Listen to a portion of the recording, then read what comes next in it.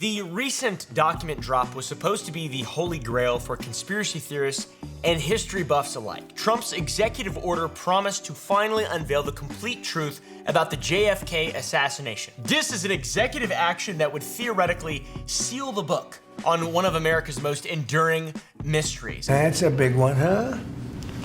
A lot of people are waiting for this for years. A 60-year-old puzzle solved with the stroke of a presidential pen. All right, guys?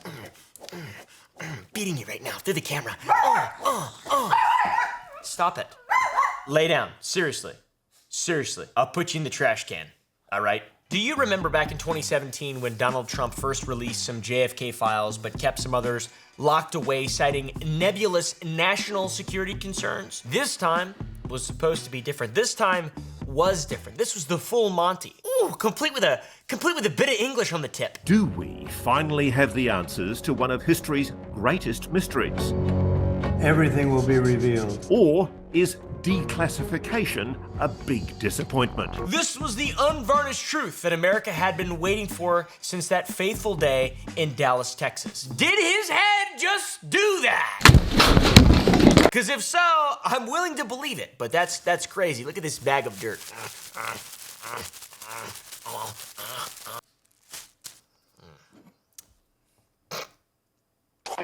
Instead of getting the unvarnished truth, we got the bureaucratic equivalent of a shotgun of diarrhea. Someone dumped 80,000 pages of totally unsorted papers. Imagine that, on your desk, just unsorted papers. I can't sort these! I can't sort them! Help me, Frankie, help me! Help me! Help me, come on! You wanna get on the desk, don't you? That's what you want. Oh, she smells like poop. And then imagine your boss, after dumping a shitload of documents on you, saying, good luck. Good luck, idiot. Good luck, dumbass. Good luck sorting through all that. The initial document dump consisted of 1,123 records totaling about 32,000 pages. That was followed by another 1,059 records, adding another 31,400 pages to the pile, with no organization, no index, no explanation of what the is going on, which agency produced which document. It really is the smartest way to do it as a very shady entity. You know, if you really need people to not be able to look through your documents, just release a lot of them. Release like all of them at once, and then just don't give them any way to organize them at all or search or anything like that. Genius! Imagine being a serious researcher trying to make sense of this chaos. Imagine running around with a love sense in your ass. Imagine that! Unrelated to the video, but still, you can try to imagine it if you want.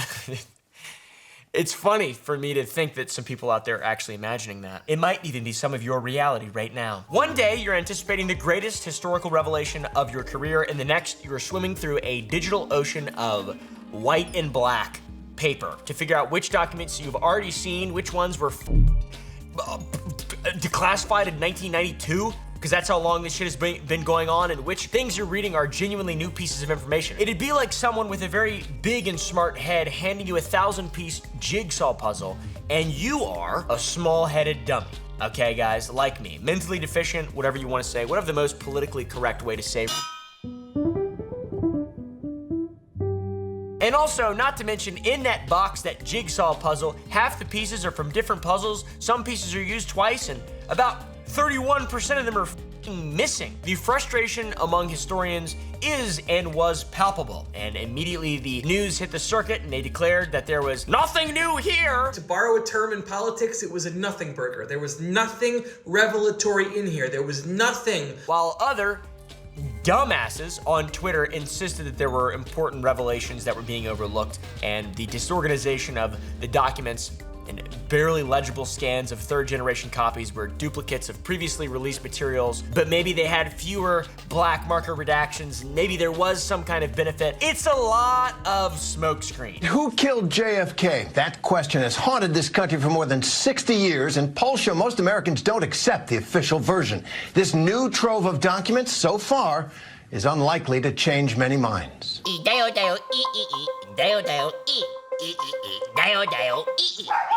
What do you want? I mean, look at these documents. What even is this, dude? How many times has this been scanned? Who are scanning these things? Who are these people? Why don't they care more?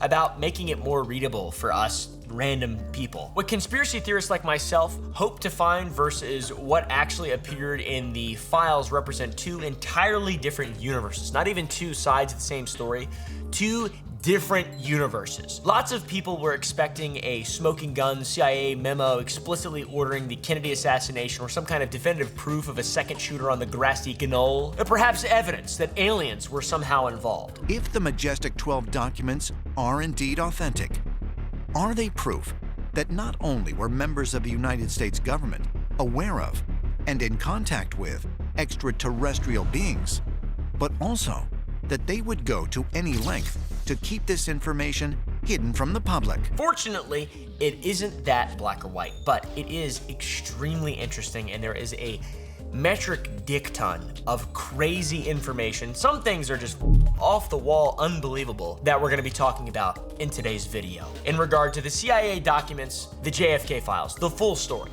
All right, my friends. Dial. Translate that for me. The actual Kennedy family's reaction added another layer to the controversy. Jack Schlossberg, JFK's grandson, publicly criticized the release, pointing out that his family wasn't even given advance notice before the government started publishing thousands of pages about his grandfather's murder. Schlossberg didn't mince words and called the document dump a political prop and suggested that the truth is often sadder than the myth surrounding his grandfather's legacy. Basically insinuating that the, story that we all believe is the actual story, and that this is just a thing that people are using to get like political pundit points and mislead and, spread misinformation, etc. Whatever you think, Schlossberg. Okay, guys? All right, Schlossberg, how about this? Was it aliens, though? I think it might have been aliens. And meanwhile, the Trump administration was busy patting itself on the back for this supposed act of epic transparency. Tulsi Gabbard, serving as the Director of National Intelligence, claimed that the release was all about restoring public confidence. I assume that means after rug pulling everyone because of the Epstein files. That was bullshit, by the way. That was total bullshit. You can't do that. All right, you can't do that. I'm gonna whip out my long stick. I'm gonna touch you with it, okay, guys? Right where it hurts. What of this? Do you not like learning? What's wrong with you? You don't like prop comedy? What's wrong with you? Tulsi's statement, a curious statement, considering the decades of obfuscation that preceded this exact moment, not to mention when Trump already had one term to release all this stuff and protect national security, but now he just releases them. I don't know, dude. But this, for the precocious and the patient, is where things get interesting. Beneath the apparent chaos of the release, patterns began to emerge for those patient enough to look and read between the lines. There was no single smoking gun. There was no single document that definitively solved the case of the JFK assassination once and for all. None of that. But the files have revealed something perhaps more disturbing. The extent to which Lee Harvey Oswald was under government surveillance before the assassination is crazy. Okay, guys, the FBI, it's like a joke now that the FBI's they've been doing this for a really long time. Documents showed that intelligence agencies were watching Oswald more closely than previously admitted, and they weren't just passively aware of his existence, they were actively monitoring his movements. They were reading his mail and tracking his interaction with Soviet and Cuban officials. So that's crazy. And that raises the uncomfortable question: if they were watching him, how the fuck did they fail to prevent him from killing the president, the sitting president of the United States? How? Furthermore, the files have illuminated the deep tensions between Kennedy and the intelligence community, which every big-time conspiracy theorist, history buff like myself know all about that, okay, my friend? These tensions particularly inflamed after the Bay of Pigs fiasco, which I believe we talked about on the channel before, but that's a whole rabbit hole. I'm surprised he didn't get killed earlier, to be honest, after that whole thing, Operation Northwoods, and all the other ones. Memos revealed a level of distrust and conflict that had been downplayed in official histories for decades, which that is a revelation, I would consider. There was a lot of infighting and a lot of nonsense going on, and JFK did not like Allen Dulles. He did not have a good relationship with the intelligence community, and they killed him. Like, let's be real. Or did they? I don't know. That's what this is supposed to find out. That's what we're supposed to find out here, dude. We're learning. Despite this supposedly full release, many researchers have noted that some documents remained withheld, with ongoing national security reviews cited as the justification for the continual withholding of those important documents. So it's still not full. They're still lying to us. It's still dishonest, and it's unfortunate. The promise of complete transparency is a lie. As always, when anyone in the government says that there's any kind of complete transparency, regardless of what side you're on, it's always a lie. They have their own side, we have our own side. When will we realize that? As soon as you buy this Too Late Show mug, just kidding, don't buy it. It's just a prop. They're not even for sale. They are. But go to the Gump Club though, and tune into our live show, Monday, Wednesday, and Friday, 9 Central Standard. It's been really fun. It's been really wacky and really zany. So yeah, the full release, asterisk, just kidding. This leads many people wondering what the could possibly be so sensitive about a 60-year-old assassination that it still can't see the light of day. 60 years on. I assume there's nobody in a position of power aside from maybe Joe Biden who is still involved in politics at this point. I'm gonna come to the overflow room. What is happening? 60 years. Everybody looked old in the 60s when they were in the government. They would be dead by now, unless they were little children. While the public is completely obsessing over the withheld files and redacted documents, the most disturbing revelations often hide in plain sight among the newly declassified pages. Consider this chilling, disturbing fact. Someone apparently knew about Kennedy's assassination before it happened, not days or hours or any amount of time enough to enact a real change and let anybody know, but precisely 25 minutes before the president's head exploded in Dallas, a telephone rang across the Atlantic Ocean. In Cambridge, England, a reporter received an anonymous call. The caller said, "Call the American Embassy in London for some big news. Call the American Embassy in London for some big news. Call the American Embassy. Call the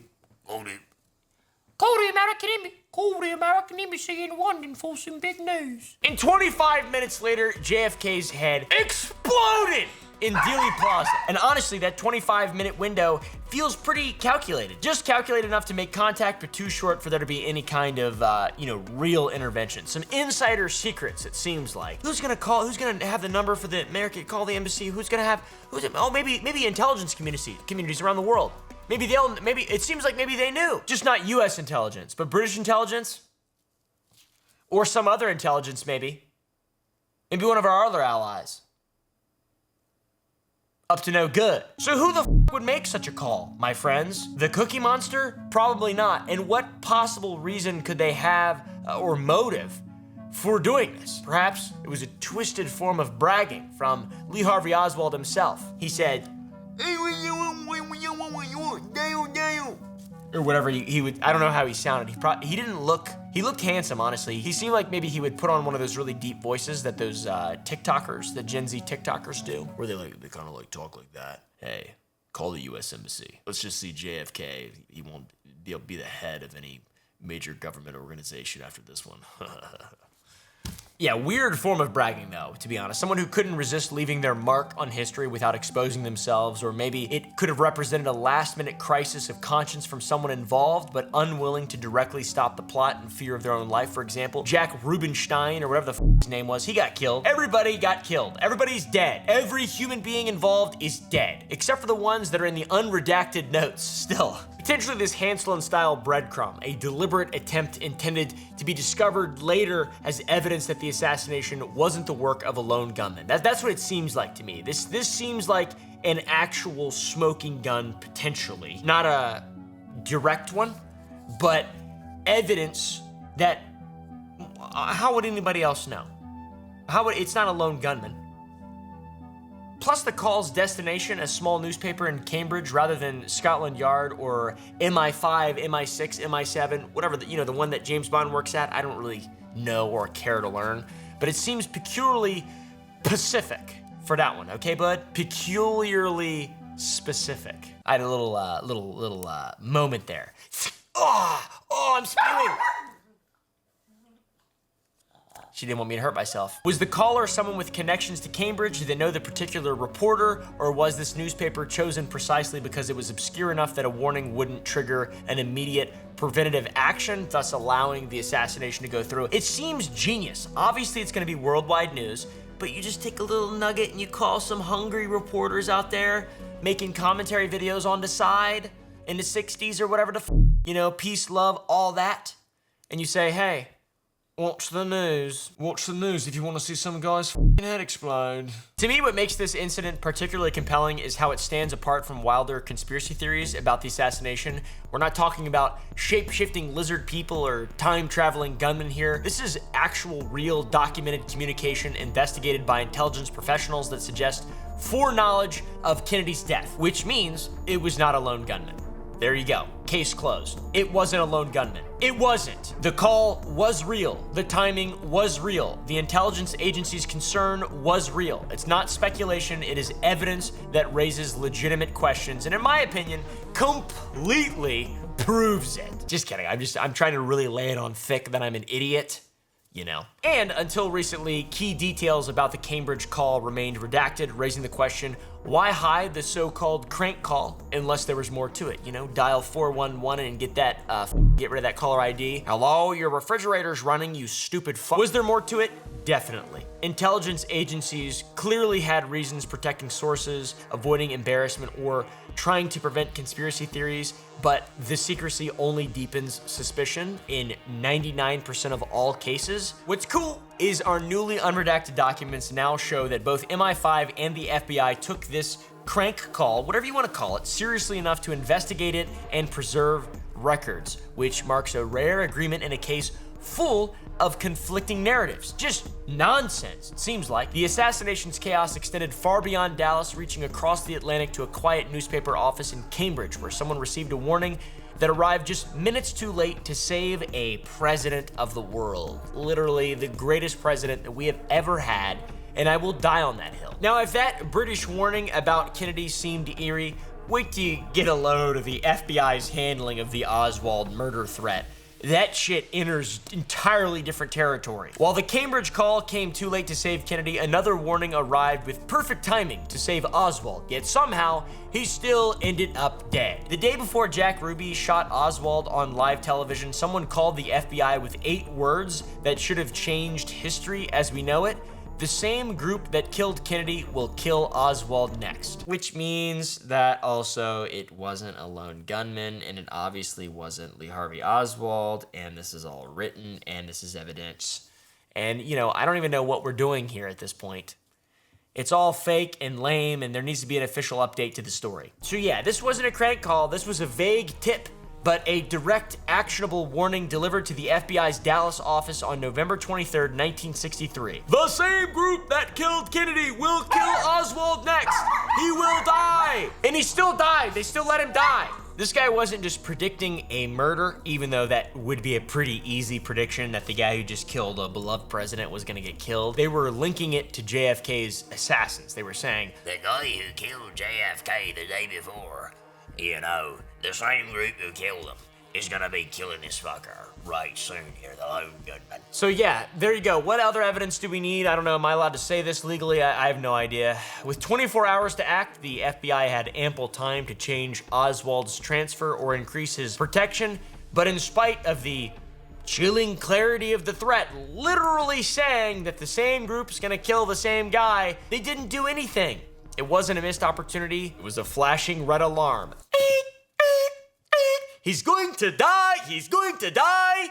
And they say, we know, we're the ones who did it. What makes this thing, along with the call from earlier, disturbing is that they both implicitly, by their existence, destroy the lone gunman theory. It's irrelevant. The lone gunman theory is irrelevant. If the same group that killed Kennedy was planning to kill Oswald, then Oswald couldn't have acted alone. That's not what group is. A group is more than one person. So, to play devil's advocate, you could say, well, this could just be a crazy person, happening to get it right or whatever. They're gonna kill him next. I mean, it's expected. So obviously the caller could have just been lying, or they were revealing the existence of a deep conspiracy that needed to silence his triggerman. A conspiracy of Ronnie Drew from the Dubliners. Even former FBI officials who have reviewed this memo have expressed profound concerns. The agency's failure to act either represents a catastrophic level of incompetence or something far more troubling. They did it! Potentially a deliberate decision to allow Oswald to be eliminated. I'm not sure. Either possibility is deeply unsettling for what it suggests about one of our premier law enforcement agencies, guys. All is good. All is good. The historical consequences of this failure cannot be overstated by enough terrible slop drama YouTubers. Oswald's death effectively slammed the door on any opportunity for a proper trial, and we'll never know what Oswald may have revealed about his motivations under oath, or his connections, or who might have helped him, or anything. How convenient. The bullet from Jack Ruby's gun didn't just kill a suspect, it killed our best chance at uncovering the full truth about America's most traumatic event. Second most traumatic event, second to 9/11. All right, that's also a bad one. And they also did that one, allegedly. No, I'm just kidding, they didn't. But did they know about it? A guy with a beard who loves anime will fly an airplane somewhere in New York or something like that. Oh. Speaking of rubies and other precious gems, this son of a bitch's background adds another layer to the mystery. The newly released files confirm what many researchers have long suspected. Jack Ruby had significant connections to organized crime figures, and this was not some patriotic nightclub owner overcome with emotion, as the official narrative suggested. Who the f cares that much? Let's be real. Oh, I love my country. Ruby moved in circles connected to the very criminal enterprises that had their own reasons to want JFK dead. Everybody wanted JFK dead, except for me. I wasn't born yet, so. The mob connections in theory gain weight when you consider motive. Under JFK, Attorney General Robert Kennedy was aggressively targeting organized crime, and with both the president and Oswald suddenly dead, any investigation that might have led back to the mob was conveniently cut short. Amazing, incredible. Even more troubling is why key information like warnings that could have saved Oswald remained hidden for 60 years. It raises the question, was secrecy protecting national security or the reputation of powerful institutions and individuals involved in them, still actively to this day? Like you. I know who you are. Big Candy. The people in Big Candy are out there involved in JFK's murder, dude. You know what Little Candy doesn't do? Kill sitting presidents. Go to sour.gg and buy some delicious candy. We don't use artificial dyes. We don't use artificial flavors. We're vegan friendly, plant-based. I'm not even vegan friendly, but the candy is. Go to sour.gg. We have sour strips and gummies. I do make candy, and I take every single chance I possibly can get to plug it in videos, especially ones like this, big, long, fun ones full of I don't know, conspiracies and nonsense. Big chungus. The FBI's monitoring of Lee Harvey Oswald in the months before the Kennedy assassination add yet another troubling dimension to this thing, dude. They were tracking his connections to pro-Castro organizations and keeping tabs on his movement. And this wasn't some unknown figure who blindsided them. This was someone who was already on their radar, but somehow magically this surveillance didn't prevent an assassination of a president, and the warning about Oswald's murder didn't prevent his, like, it's so convenient. It's so convenient. They say truth is stranger than fiction. And it isn't really. It is, I mean. Especially when they're lying about it. Especially when the government is the ones who make truth, or whatever the It's the truth, I swear to God. So here's something to chew on, feller. The supposed lone gunman who shocked everyone in the entire world, specifically the American people, was being monitored closely by all of our intelligence agencies, and they all knew all about him for a long time leading up to this. What a crazy lone gunman. We knew about the lone gunman. We monitored the lone gunman. We had his mail, all right? We knew that he spread his ass in Playgirl magazine. He was involved in all this weird shit, but we still just let him do it, basically is what they're saying. These recently unredacted documents expose a bizarre level of surveillance that began long before that fateful day in which JFK's head exploded in Dallas. Intelligence officials weren't just passively aware of Oswald, they were intercepting his mail for a year leading up to Kennedy's assassination. Let that sink in. Government agents were examining the private correspondence of the man who would allegedly single-handedly kill the president for a year. It started when he defected to the Soviet Union, which was in 1959 before he returned to the US in 1962. This surveillance wasn't limited to just postal activities. The CIA also meticulously tracked Oswald's international movements with a level of detail that would impress even modern intelligence agencies. And when Oswald visited the Soviet consulate in Helsinki in 1959, American intelligence was all over it, documenting passenger manifests and even recording taxi arrival times to build a comprehensive picture of this man's activities years before he assassinated the president. Why? The most jaw-dropping revelation, I mean, you're gonna be like this, literally, you're gonna make a cartoon sound and go, I promise. The most jaw-dropping revelation comes from Oswald's trip to Mexico City just before the assassination. Newly declassified CIA documents confirmed they intercepted his communications with both Soviet and Cuban embassies. Even more concerning, records show that during the visit, Oswald met with Valery Kostakov, a KGB officer specifically associated with Soviet assassination operations in the KGB's 13th department. So it wasn't a diplomatic encounter, it was a meeting with a Soviet specialist in murdering people and assassinating them. These meetings should have set off every fucking alarm bell in the world, dude. What? He was an American defector with known radical political views, renounced his citizenship, he had documented military training, and now is in contact with the guy who teaches people how to assassinate people. What is happening? Sure, my name's Harvey Oswald. I'm gonna kill the president. First, you'll have to hang out with a Soviet expert on assassinating presidents, and then maybe you can do that. Just hope you don't get killed by a mobster. That would be embarrassing. I'm gonna stab you. I'm gonna stab you. I'm gonna get what's inside you out and play in it. You know what, man? If anybody goes in contact with a Soviet assassination specialist, just throw him in jail.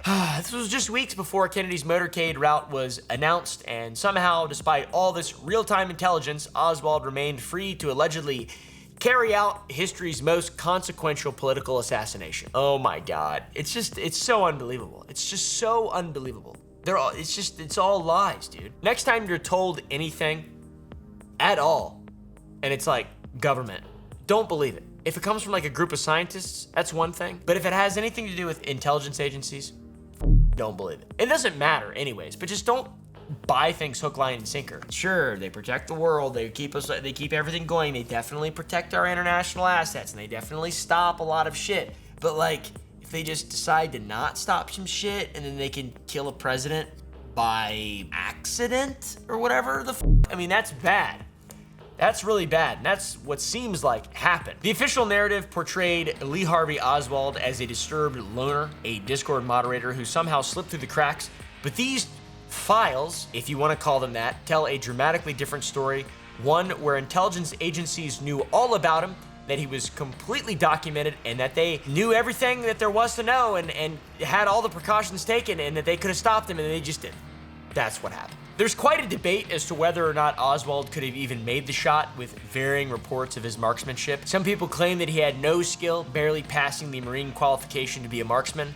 On the Marine Corps marksmanship test, a score of 190 was considered to be a marksman, 210 was considered to be a sharpshooter, and 220 is an expert. And there's evidence that says that he is a poor shot. A reference in the Warren report showed Oswald scored 191, barely passing the requirement for marksman. There are even articles from 1991 talking about this, and there are those that argue he's a great marksman, and that he scored 212 and he could easily make the shot. He was 250 feet away and shooting at a moving target. Oswald got off 3 rounds with an old Italian bolt-action rifle in only 6 seconds and scored 2 hits, including a headshot. Both scores are true. He made both scores at different times, and people cherry pick different scores that align with their interpretations of the events. The people who think that there was a second shooter are more likely to latch onto the lower score, and the people who think that there was one shooter, which I don't even know why you would think that. Who cares, for one? Like, what are you gaining by thinking that it's just like he's some kind of magic, insane superhero marksman using a rifle designed in 1890? just a big giant piece of shit, to be honest. Just saying, sorry Italians. You can view the Warren Commission and see both of the scores on the same page, though the scores were 3 years apart, 212 in 1956 and 191 in 1959. And some people may argue that this was indicative of his skills degrading, but the commission also shared that the 212 was scored on a day with ideal shooting conditions. The day of the assassination, the weather was bright and sunny, had better shooting conditions. I don't know. Now, this was also before he hung out with the assassination president guy, or whatever the KGB dude. Like, he had a podcast with the Andrew Huberman of assassinations. So Mr. Oswald's skill aside, we know that he had scored highly at one point and pretty high at another. Used a terrible rifle, apparently did it all at once, and it was just magic wizard shit. The real story is how incompetent the intelligence community handled all of this before, after, during, etc. And it's actually something that may have caused this in general. It was being discussed before the assassination with calls to reorganize the CIA due to their exploding power and lack of genuine oversight. Those who believe the CIA was actively involved rather than incompetent or turned a blind eye are about to have a poop feast, by the way, okay? This is getting insane. The paradoxical nature of the failures of American intelligence become more unsettling when you discover what was happening behind the scenes at the time. A recently declassified memo reveals an extraordinary tension between JFK and America's intelligence apparatus, a silent civil war that some believe ultimately contributed to the demise of a sitting president. What President Kennedy discovered about America's diplomatic corps would shock even the most skeptical among us players. Imagine learning that nearly half of your diplomatic staff weren't diplomatic staff at all. Arthur Schlesinger Jr.'s recently unredacted memo to Kennedy exposed a startling reality. The CIA was made up of pod people! The CIA's power and influence had ballooned out of control and potentially beyond the point of being reined in, or even ever being able to be reined in, where we're at now. One claim that I've seen circulating online is that 47% of political officers stationed in US embassies worldwide were actually CIA operatives masquerading as State Department officials. So people operating under State Department cover or diplomatic cover were basically CIA operatives, and they were almost 50% of what was being represented overseas. That's unbelievable. Now, I've read through the Schlesinger memo and haven't seen this exact figure, but the quality of the scan is rough in some areas and I may have missed it. And also, I can't read, just in general, so that's really difficult for me. But Schlesinger definitely says a lot that could make the CIA fearful of prying eyes, especially the president's prying dirty little eyes, his little incestuous, inbred Kennedy eyes. He was awesome still, I still like him, but them Kennedys is weird, aight? Schlesinger warned that one more CIA debacle could shake faith in US policy at home as well as abroad due to its virtually non-existent margin for error going forward after such public disasters like the Bay of Pigs invasion, and then also right after that, the assassination of the president. Schlesinger argued that this was a result of the autonomy of the CIA and how they had been allowed to operate with impunity. He also claimed that the CIA would continue to grow in personnel and power, eventually surpassing even the State Department, and by the time the problems created by an autonomous CIA were realized, the chance to establish authority over them would have been missed and had been missed. The CIA had its own political desks, military staff, and combat forces, plus its own fucking foreign service. Schlesinger essentially was outlining the CIA as a state within a state, its own entity within, you know. So they did it. The end. Schlesinger overall was urging JFK to drastically reorganize the intelligence community, which the State Department should assume command of, and if the State Department didn't have the capacity to assume effective command, the State Department should have been overhauled and then assumed command, and this would put the State Department in a position of authority over our intelligence community and put them in a position to permit or deny clandestine activity that the CIA previously had no oversight of, which a change like that alone could perhaps be seen as encouragement enough for the removal of a president who's being told to enact these recommended changes. You know what? I say I buy it. Let's ship it off, send it. Ship it off, send it. I'm all in on it, okay? These revelations came at a pivotal moment in Kennedy's presidency. This was all following the catastrophic Bay of Pigs invasion, which was an operation that Kennedy himself described as a disastrous failure. I mean, we all almost didn't exist because of it, and the young president's relationship with the CIA had deteriorated dramatically after it. And after all that, his frustration boiled over into one of the most incendiary presidential threats, I guess, quotes, ever uttered against an American institution. Kennedy declared his intention to shatter the CIA into 1,000 pieces and scatter it to the winds, which is, my God, that's awesome. That's so badass, especially with how crazy and all evil it is and stuff. But what about all the movies where they're the good guys, though? But what about all the movies and video games where they're the good guys? I like to consume. I like to consume. I like to drink the white. I like to drink the white pea. Yeah, you do, you freak. Ain't nothing wrong with that, all right? Just do it in the comfort of your home. Don't do it on my head. All right, some bitch. So why the was this information hidden from the American public for 6 decades? The memo's contents not only expose operational details, but also a profound constitutional question. Had an unelected intelligence service effectively colonized America's diplomatic corps, creating a shadow foreign policy beyond the president's control? Why, yes! It seems that is exactly what happened! And is still happening! I mean, no, that didn't happen. The revelation may have triggered a crisis of confidence in America's democratic institutions during the height of the Cold War. Guys, that would have been really bad for us in the Cold War. It was precisely what US officials feared most. Schlesinger raised the idea that the CIA's activities were in direct conflict with what America stood for and was fighting for in the ideological battle with communism, saying if fighting fire with fire means contracting the freedoms traditionally enjoyed by Americans in order to give more freedoms to the CIA, no one seriously wishes to do that, would ever want to do that, ever. I added the last part. He didn't actually say that, but yeah, it's true. He pointed out that this secret activity is inconsistent with the preservation of a free social order outlined by our founding fathers in the Constitution. So take the L, I guess, JFK, for surrounding yourself with goobers like Schlesinger. Now that all sounds incredibly threatening towards the CIA's complete and utter independent power, and with that in mind, newly released files also expose more CIA operations that seem pulled straight out of a spy thriller, but them being the bad guys. Take one particularly audacious plot involving poisoning Cuban sugar destined for the Soviet Union, an economic sabotage operation aimed at undermining Castro's regime while potentially killing Soviet citizens, further cementing their lack of care for the average person. But it's okay, because they're on the other side. It's fine. They're the bad guys, right? We gotta kill the bad guys, even if they just want some delicious sugar. This wasn't just aggressive intelligence gathering, it was effectively an act of chemical warfare conducted under a diplomatic cover by an entity that is pure evil and should be destroyed. The CIA's domestic activities were equally as troubling. Their mail tampering programs were far more extensive than previously acknowledged, involving the systematic monitoring of correspondence between American citizens and contacts in the Soviet Union. And this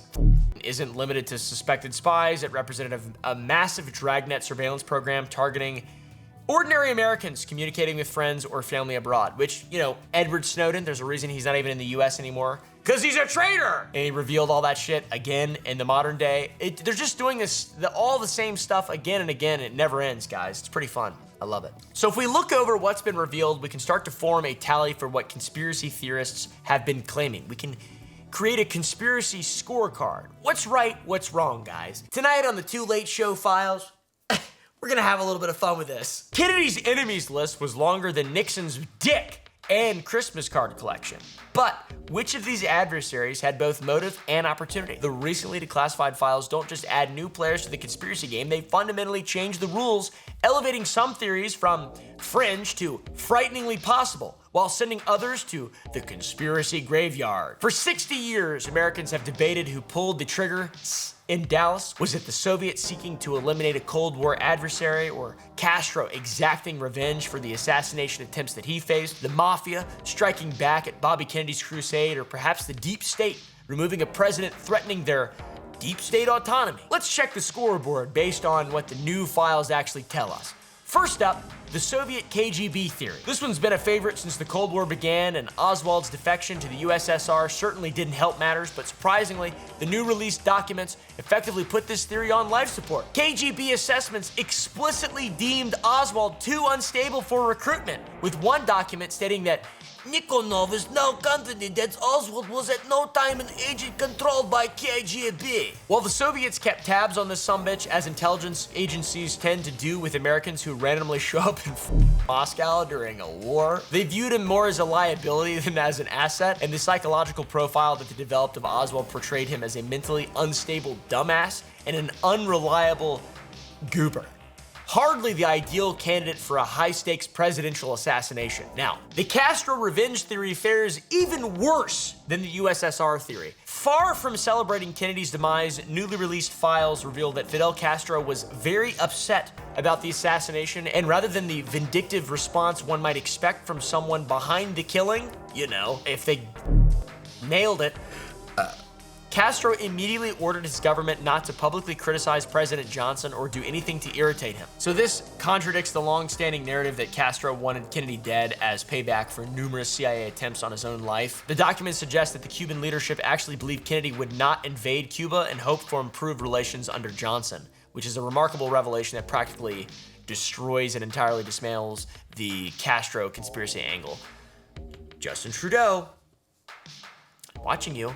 Now for the big one, the CIA theory. Jefferson Morley, a respected JFK scholar who spent decades investigating the assassination, argues that the fact pattern emerging from these files suggests a potential involvement by a small clique within the CIA. The extensive surveillance of Oswald, coupled with the agency's failure to act on this information, raises some troubling questions, in all honesty.